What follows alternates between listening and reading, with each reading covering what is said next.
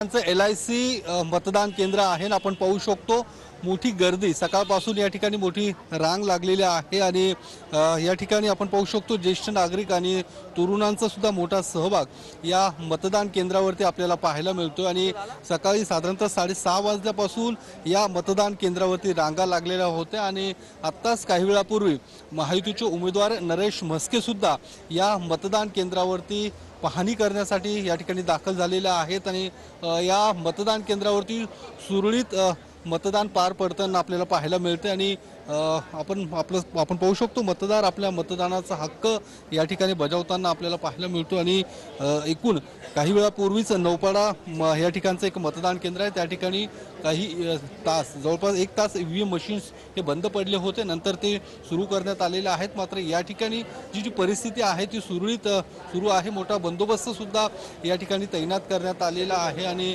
आपण पाहू शकतो सर्व ज्येष्ठ नागरिक महिला मतदानाचा हक्क बजावून बाहेर पडताना आपल्याला पाहायला मिळतात आणि आज सकाळपासून या मतदान केंद्रावरती रांगा लागलेल्या आहेत आणि एकीकडे आपण पाहू शकतो नरेश म्हस्के आहेत जे या सगळ्या मतदान केंद्रावरती कर्मचाऱ्यांशी संवाद साधतात की काय नेमकी अडचण आहे किंवा काय कुठले काही प्रॉब्लेम तर नाही।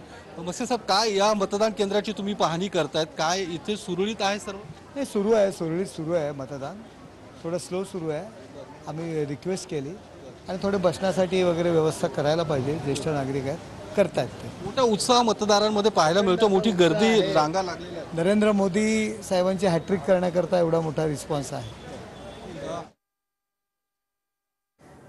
तर ही नाशिकमधली 3 दृश्य आता आपण या ठिकाणी पाहत आहे की हेमंत गोडसे हे आपल्या मतदानाचा अधिकार बजावण्यासाठी काही वेळापूर्वी पोहोचलेले होते। त्याच्यानंतर राजाभाऊ वाजे जे ठाकरे गटाचे उमेदवार आहेत त्यांच्याकडून सुद्धा मतदानाचा आपला अधिकार बजावण्यात आला आणि शांतिगिरी महाराज जे अपक्ष उमेदवार म्हणून नाशिकमध्ये निवडणुकीच्या रिंगणामध्ये उतरलेले आहेत या तिघांनी सुद्धा आपल्या मतदानाचा अधिकार बजावला। नाशिकमध्ये तिरंगी लढत होते हेमंत गोडसे, राजाभाऊ वाजे आणि शांतिगिरी महाराज।